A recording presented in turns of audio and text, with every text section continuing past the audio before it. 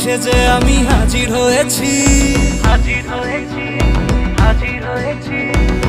উপহার কি কি পাবো লিস্টি করেছি,